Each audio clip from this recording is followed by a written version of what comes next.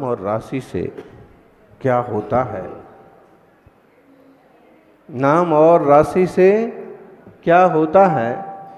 जो जैसा होता है वो वैसा ही होता है।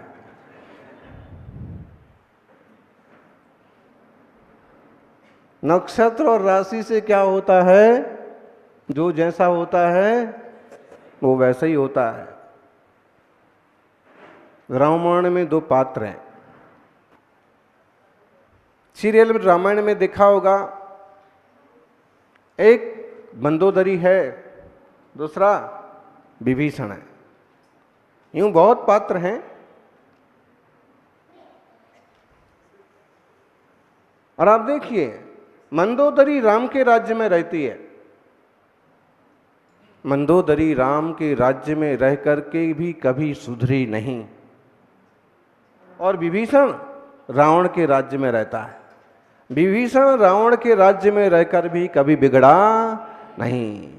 इसका मतलब है इंसान कहाँ रहता है इसका जितना महत्व नहीं है, जिसका उतने अपने स्वभाव का महत्व है, कि वह कई बार अच्छी जगह रहने के बाद भी सुधरता नहीं और बुरी जगह रहने के बाद भी बिगड़ता नहीं।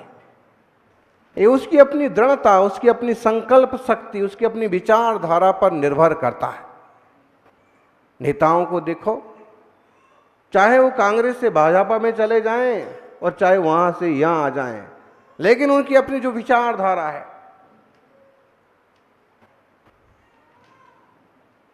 20 बोरी रेत में आधा बोरी सीमेंट मिलाने की, या भी जो भी मटिया मीट करने की, वो विचारधारा कहाँ बदलती, कहाँ छूटती है। कौए को आप मंदिर के शिखर पर बिठा दो तो भी कांव कांव ही करता है, और हंस अगर जमीन पर भी बैठे तो अभी नीर छीर विवेक ही रखता है। विवीतरागी जिन शासन भले आज कितना तिरोहित हो जाए, कितना मंदा पड़ जाए, लेकिन हो एक हो तृण काल में परमारथ नो पंथ।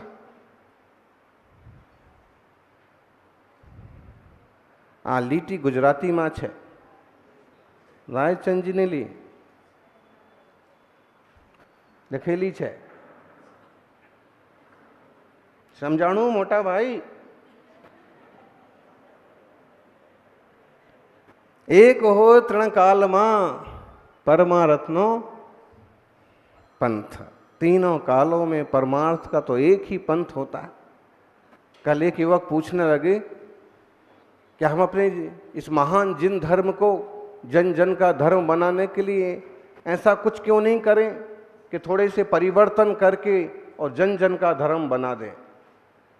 तो हमने उनको कहा कि परिवर्तन तो बहुत हुए, परिवर्तन तो बहुत हुए। भद्रबाहु स्वामी के समय में एक दुर्भिक्ष पड़ा और ऐसा भयंकर परिवर्तन हुआ कि कुछ दिगंबर तपस्वी गुरु की आज्ञा न मान पाए, सेठों की बातों में आ गए और वो दिगंबर से श्वेतांबर बन गए। और जब वो परिवर्तन चालू हुआ तो युग के अनुरूप ढलते गए वो, क्योंकि युग के अनुरूप ढलने से कुछ संप्रदायों का जबरदस्त प्रभाव भी हुआ। जैसे गौतम बुद्ध, शास्त्र कहते हैं कि उन्होंने पार्श्वनाथ भगवान का अनुसरण किया था। पार्श्वनाथ के एक शिष्य मुनि थे पीताश्रव, उनसे दीक्षा ली थी। बुद्ध कीर्ति नाम था, लेकिन इस कठिन तपस्या से थोड़े ही वर्षों में इतने परेशान हो गए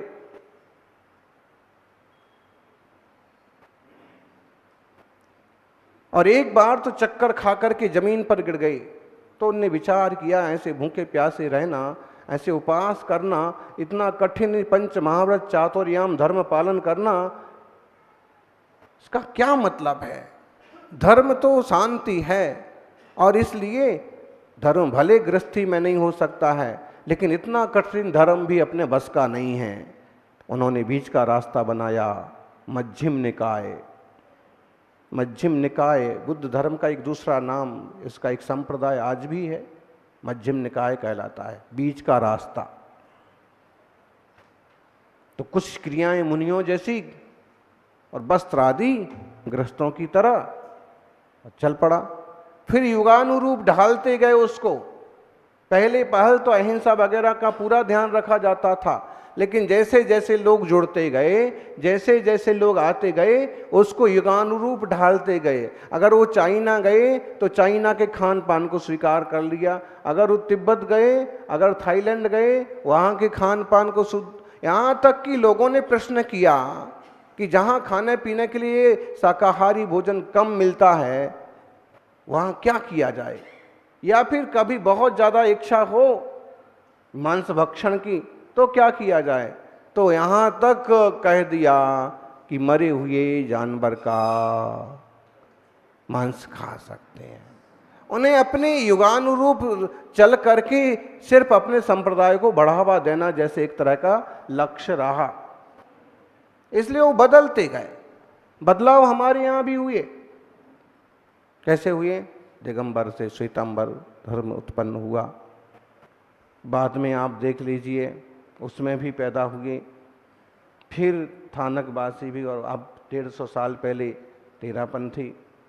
और फिर अगर हम इस दिगंबर जैन धर्म में देखें तो यहाँ बहुत ज़्यादा परिवर्तन नहीं हुए, लेकिन फिर भी एक युग आया कि लोगों ने कहा कि अगर दिगंबर मुनियों का विहार नहीं हो पा रहा है तो ऐसे में कुछ तो होना चाहिए, मुनियों का इधर उधर आगावगमन तो होना चाहिए, उनके प्रवचन और प्रभावना तो होना चाहिए। तो धीरे धीरे भट्टारक जी वाला मार्ग अपनाया गया कि भाई प्रतिज्ञा तो महाव्रत आदि की करो, लेकिन इस तरह के वस्त्र आदि धारण करके जैन धर्म की रक्षा सुरक्षा का काम करो। सुधार कहिए इसको, यज्ञानुरूप परिवर्तन कहिए, हुआ।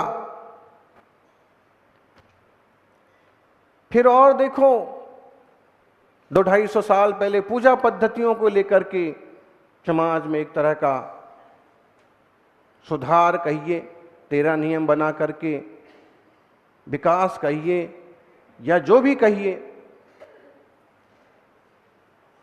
तो परिवर्तन तो हुए हैं।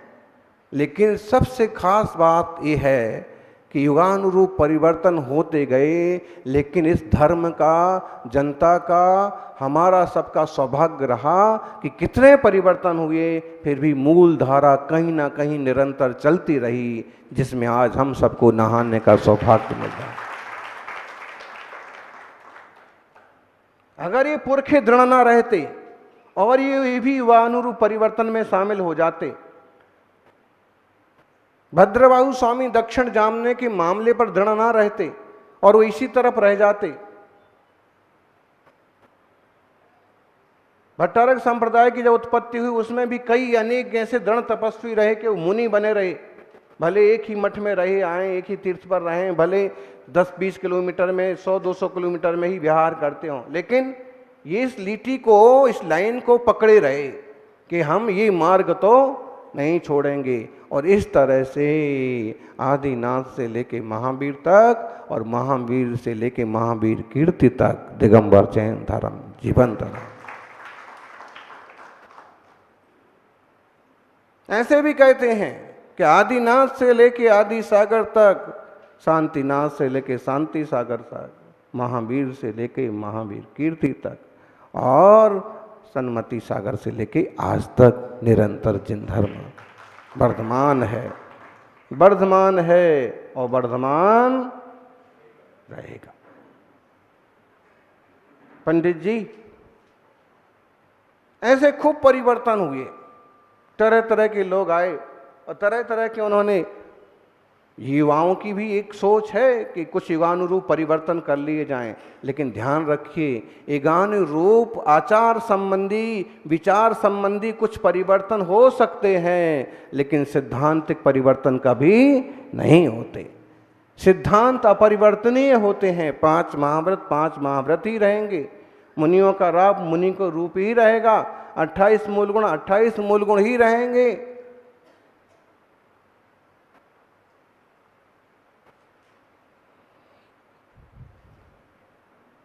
युगानुरूप कुछ परिवर्तन हो सकता है।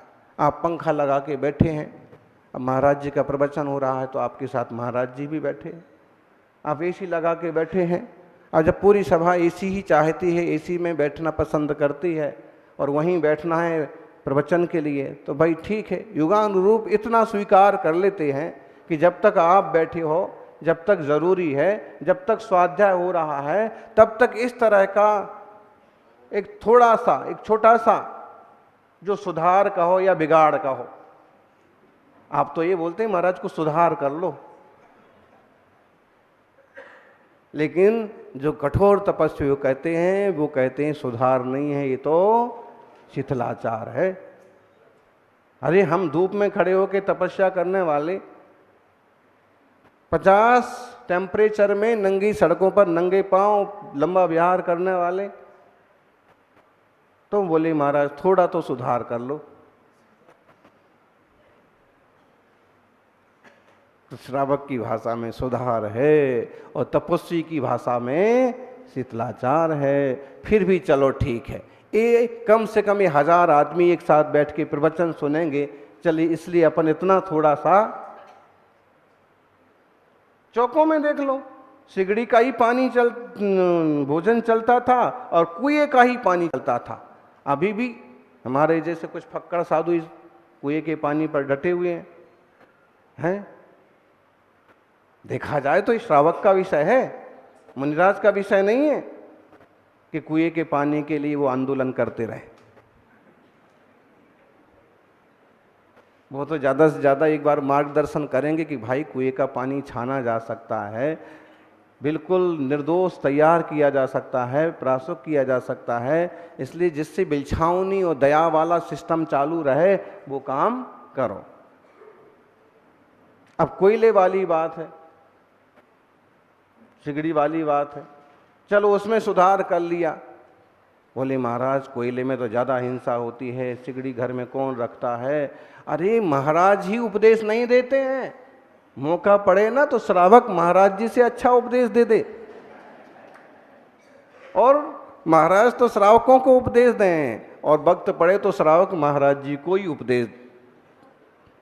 बोले उसमें तो जीव भी पड़ जाते हैं, बरसात के दिनों में उसमें कई भी लग जाती है, उसमें दही भी आ जाती है, उसमें और धुआं भी बहुत होता है, कार्बन डाइऑक्साइड पैदा होती है, और अगर ज़्यादा हो जाए तो कार्बन मोनोऑक्साइड पैदा हो जाती है। और आजकल की बहू बेटियों को तो अगर उसकी धुआं लग जाए तो बेहोशी हो जाए महाराज।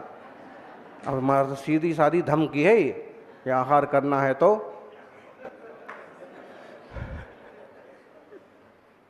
है।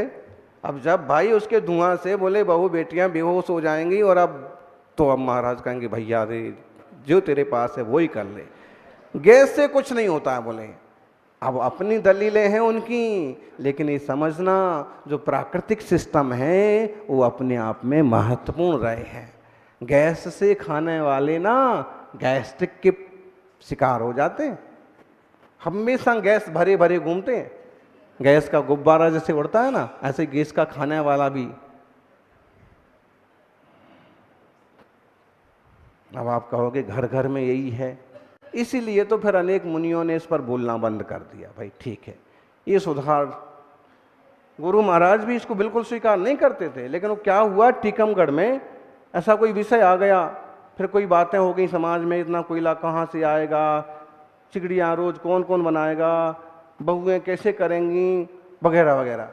फिर उसमें यही बात आ गई, फिर एक चर्चा निकली संघ में, तो फिर उसमें ऐसा विषय निकल पड़ा कि बड़े बुजुर्ग वृद्ध साधक तो ठीक हैं, लेकिन आगे की नई पीढ़ी का क्या होगा, आगे वाली पीढ़ी में। तो गुरु महाराज ने कहा कि भाई देखो हमारी तो निकल गई, क्या बोलते हैं,